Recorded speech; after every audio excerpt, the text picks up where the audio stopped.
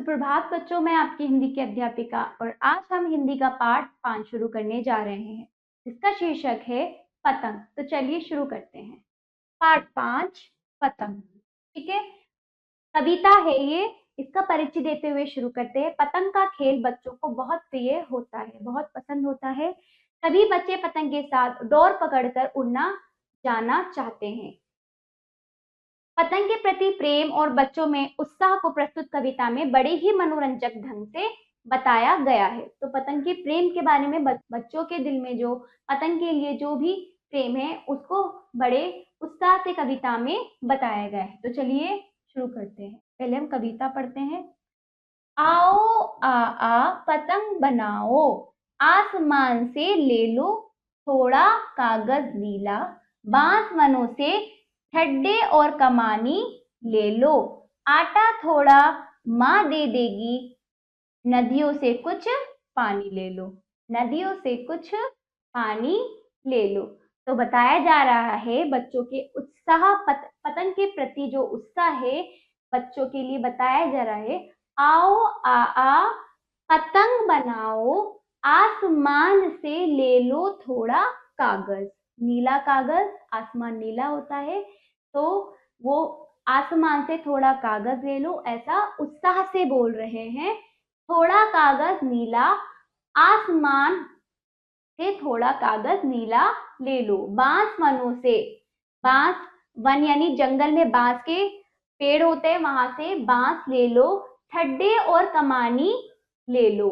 बांस वनों से ठड्डे और कमानी यानी कि बांस की लकड़ी से वो निकालो, जो ठड्डे बनाए जाते हैं, जो लकड़ी के जो ये सीधी डंडी सी लगती है पतंग के बीच, ये क्या होते हैं? ठड्डे कमानी। ठीक है, ठड्डे कमानी ले लो। किससे? बांस के पेड़ से, जो वनों में है बांस के। ठीक है, आटा थोड़ा माँ दे देगी, नदियों से कुछ पानी ले लो। फिर बोला आगे, आटा माँ दे देगी यानी कि फिर उसको हमें इस पतंग से चिपकाना है ना, ठड्डे और कमानी को, तो आटा चिपकाने के लिए माँ दे देगी और नदियों से थोड़ा पानी ले लो। इस प्रकार प्रकृति की चीजों से वो पतंग बनाना चाहते हैं। उनके उत्साह के बारे में बताते हुए आगे बढ़ते हैं। नदियों से कुछ पानी ले लो यानी फिर नदियों के पानी से उस आटे से हम क्या बनाएंगे, आगे जानते हैं। बांस छील कर मोड़ो उसको, लेई लगाकर जोड़ो सबको। तो बताया बांस छील कर उसको मोड़ो, किसको? ठड्डे और कमानी को, इस ठड्डे को। ठीक है, इस प्रकार के इसको मोड़ो, और लेई यानी जो नदियों के पानी और माँ के दिए हुए आटा से वो जो लेई बनाई गई चिपकाने के लिए, उससे उसको जोड़ो। दाएं रखकर सूरज चंदा, दाएं रखकर सूरज चंदा, बाएं पर तारे चिपकाओ। तो बताया जा रहा है दाएं रखकर सूरज चंदा बनाओ और बाएं तरफ तारे चिपकाओ, है ना। इस तरह से वो पतंग के प्रति अपने प्रेम के भाव को बता रहे हैं। ठीक है, आसमान जब खुला खुला हो, आसमान जब खुला खुला हो और हवा हो जब मस्ती में, जब आसमान खुला होता है, हवा चलती है अपनी मस्ती में, तब बता रहे हैं गूंथ गूंथ कर सपनों की एक लंबी डोरी दूर गगन में उसे उड़ाओ। तो बताया जा रहा है जब आसमान साफ रहेगा और ठंडी हवा मस्ती में चलेगी, ठीक है, पवन, तो क्या गूंथ गूंथ कर उसमें उसमें अपने सपनों को पिरो, अपने सपनों को ऊंची उड़ान तक ले जाने के लिए उस पतंग की डोर में अपने सपने पिरो और एक लंबी डोरी दूर गगन में उसे उड़ा, अपने सपनों को आसमान तक ले जाने के लिए वो बच्चे बोल रहे हैं कि गूंथ उसमें अपने सपने गूंथो और आसमान तक उनको उड़ाओ, दूर गगन तक, है ना, गगन अंबर तक।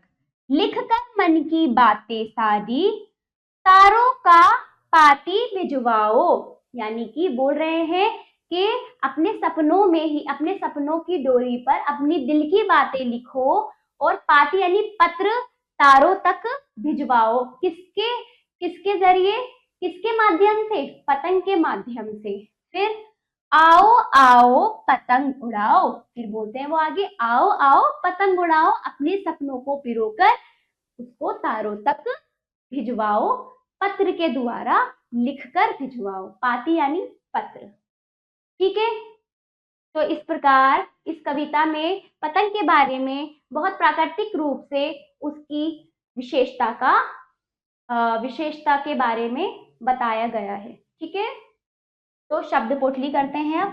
आसमान आकाश, चंदा चांद, पाती पत्र, लेई गोंद गम, गगन आकाश। ठीक है, बातों बातों में आपने इस कविता में जो कुछ पढ़ा है बच्चों, उनको वाचन कौशल यानी बोलकर देंगे।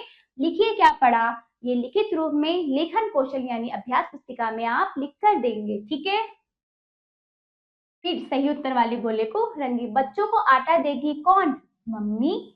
दूसरा देखिए ख, नदियों ने बच्चों को दिया, क्या दिया नदियों ने, पानी। ठीक, गा देखिए, बच्चे किसे पत्र भेजेंगे, तारों को। ठीक है, कविता की पंक्तियों को क्रम में लिखिए। तो पहला क्या है, पहले पढ़ लेते हैं। बांस छीलकर मोड़ो उसको, ठड्डे और कमानी ले लो।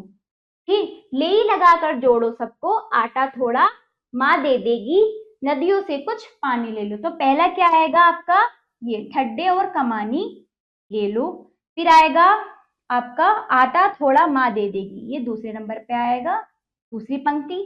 फिर आपका आएगा नदियों से कुछ पानी ले लो, ये आएगी आपकी तीसरी पंक्ति। ठीक है, फिर आपकी आएगी बांस छीलकर मोड़ो उसको, ये आपकी चौथी पंक्ति है। ठीक, फिर आपकी ले लगाकर जोड़ो इसको, ये आपकी पांचवी पंक्ति है। ठीक है, इस तरह से आप इन पंक्तियों को क्रम में कविता के अनुसार बच्चों लगाएंगे। अब आगे आइए, मेल करिए। ले लगाकर जोड़ो सबको, बांस छीलकर मोड़ो उसको, आसमान जब खुला खुला हो और हवा हो जब मस्ती में। ठीक है, तो आपका ये पाठ यहीं पे समाप्त होता है। आशा करती हूँ बच्चों आपको इस कविता में बहुत मजा आया होगा और इसको आपने अच्छे से समझा भी होगा। तो आप इसका सारा अभ्यास करें, अपनी अभ्यास पुस्तिका में जरूर कीजिएगा। फिर हम मिलते हैं अगले पाठ पर। धन्यवाद।